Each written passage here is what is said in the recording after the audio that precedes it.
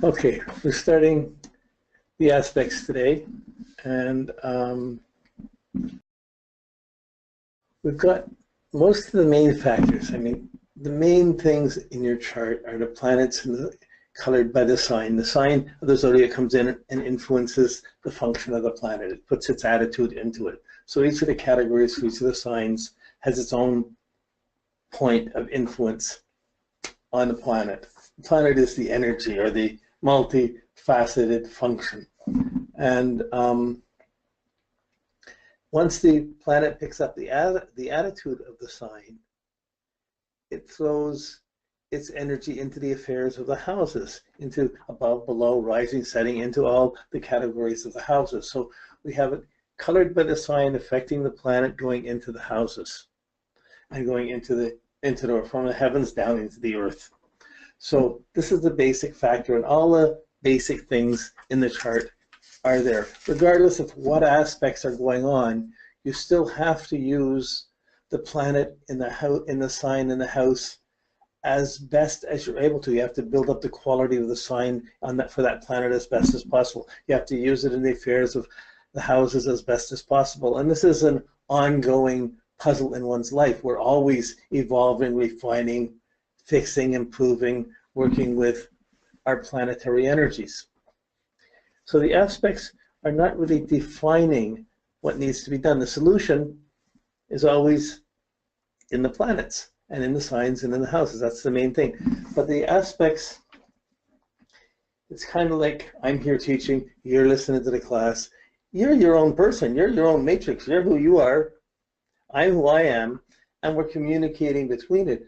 Like, it may add information, but it's not changing it's not changing who you are. You're being yourself and adding some information. So there's, it takes time. Aspects are very useful and very functional, but they're a simple thing. They can get complex, but generally we're going to work at it really simple. It's very similar to relationships. There's cycles in everything. When you get together and you get it on, that's one thing. But then you get away from each other, and you get farther and farther away, and when you get farthest away, then you have to decide whether you want to go back or not. Then when you're at the far side, you see I'm like this, they're like this. You see the differences. Then it comes back. Then the phase comes back around where you come back to a conjunction and you get back together again. So from one hug to the next, you got to go through from a conjunction to an opposition to a conjunction. And with everybody you know. And if everybody you know is in a different relationship too, it's like a different planet relating to you as a planet, you got all kinds of relationships going on, all different levels, all different intensities, and each one in its own phase at the same time. Okay.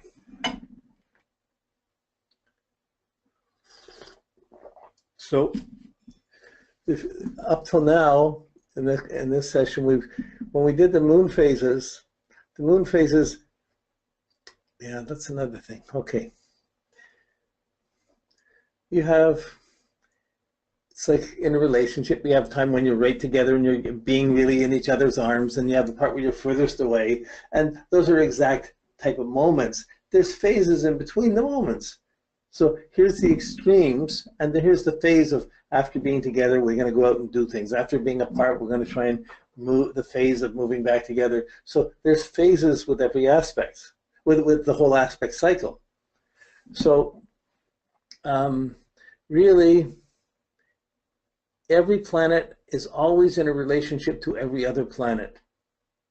There's never no aspect. There's really 360 different degrees of aspect. There's always a relationship between your mind and your memory, and your mind and your mind and your emotions and your emotions and your confidence and your memory and your confidence and your mind and your actions.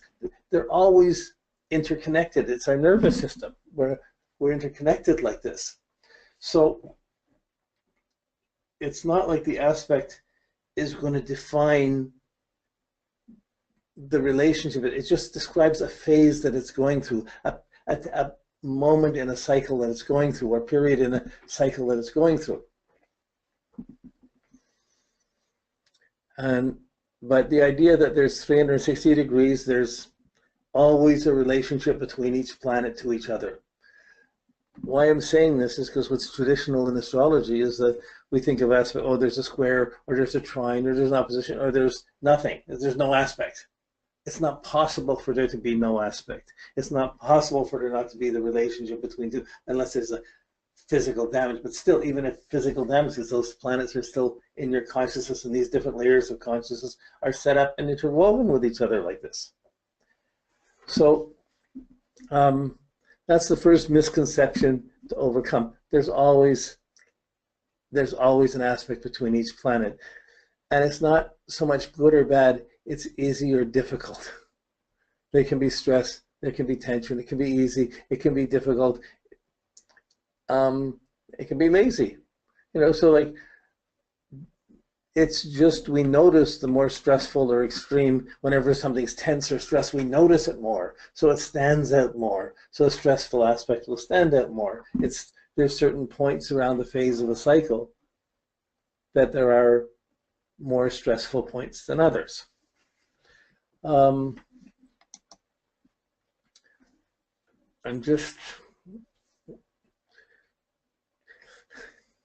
It's a vast subject. There's an awful lot of information within aspects, but I just want to create a way of approaching it so it's comfortable. You don't get intimidated with it from the beginning.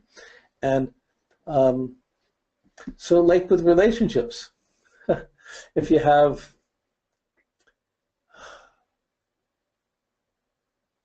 a young woman with a young man, you have like a Venus and Mars energy together. That's neat. But if a young woman, but then the young woman can have a relationship with the mother, the moon, and the moon can be affecting the young woman, and so can Mars, and they can be in various stages of relationship between easy, stressful, but certainly they're going to go through cycles of phase. So each of the, or the father might, if you're going to go on a date with someone, you usually don't want your mother or your father to come with you. Right? And these are like, you don't want the different planets to run into each other. You don't want the stressful aspects to come when you want to have a good time, for example. So these textures, the phases, the textures of relationships, this is what the aspects are about. But since we have, like, we're used to relationships of a clock, the hour hand and the minute hand, and sometimes they're together, sometimes they're apart. So we have our different timings or phases with them. We're used to seeing two, but now we're looking at a clock with 10 hands, the sun, moon, and planets. So each one has a relationship to each other. Each one's going around the zodiac, each one's going through the houses, each one has its own frequency or dimension, and they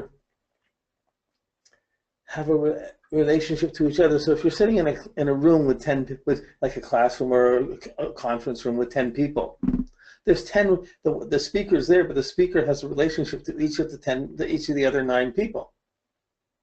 And everyone is different. There's all these different relationships going on.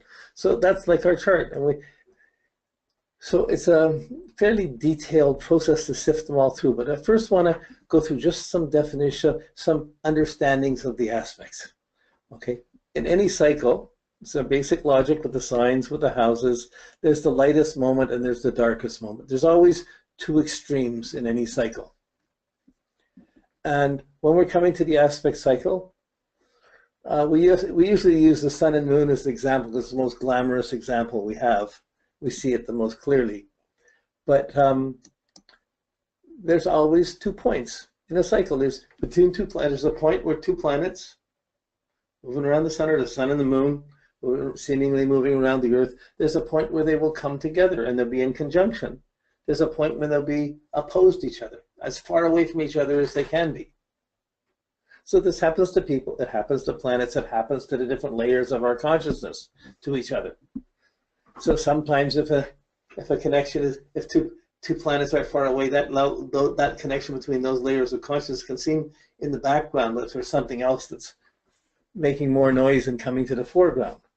But the basis is, the first basis is from the conjunction, from being together, from starting the cycle. The fastly moving planet moves away and moves around, and as it moves around, it gets to a point where it's furthest away. And at the point of furthest away, there's an opposition. And as far away as you can be. Like, hi, if you meet a friend, hey, how's it going? Good. What's up to? What's happening? What's up to? Well, I just started taking astrology class. It's great. It's a work of the devil. There's an opposition. Yeah, the conjunction to turn quickly into an opposition. So, but the idea of conjunction is like when two people get together, their physical bodies can be together, but there's all kinds of layers that are mixing and different energies that are mixing. It's hard to just say it's one thing. There's a deep phenomena of the energies affecting each other and interweaving with each other. So every planet is going around, the moon, Mercury, every planet that goes around, in every cycle, it has 10 relationships going on, one to itself and one to each of the other planets, and then to the angles and through the houses and the signs. But so it's never just one. There's always, if I say something, everybody in the room is going to notice it. If one planet peaks in its function, it's going to stand out. If there's 10 relationships going on and one relationship is having a high energy, it's going to stand out more brightly or more distinctly than the ones that are not so highlighted at the time. Okay. Now it's interesting with the sun and moon that when the planets are conjunct, their two energies run together. The sun and the moon, when they're together, their energies come together, and we don't see them. We don't see the new moon. We don't see the moon. It's on the moon phase. It's the darkest time of the moon. It's conjunct the sun, and you can't see it. Then it separates and it starts getting the crescent, the half, the full, builds up to the full moon, which is the opposite. It's as far away from the sun as it can be. It's a full moon. That's the opposition. So the new moons are always at the conjunction. The full moons are always at the opposition. And then after the opposition, it starts going through the phases, back to the half moon phase, to the crescent, back to the new moon. But the main key is seeing this conjunction opposition. I need to remind you, there's a handout. There's a PDF for this presentation that's on the handouts. You can download it from the handouts there. So here's just a little graph that talks about it. I'm just going to read it here. The conjunction marks the beginning of the cycle. Two planets are together at the same degree and minute of the zodiac. They put their energies together.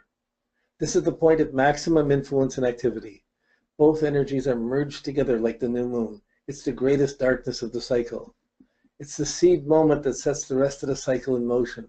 Energy and activity are generated. It's the most dynamic moment when two planets conjunct.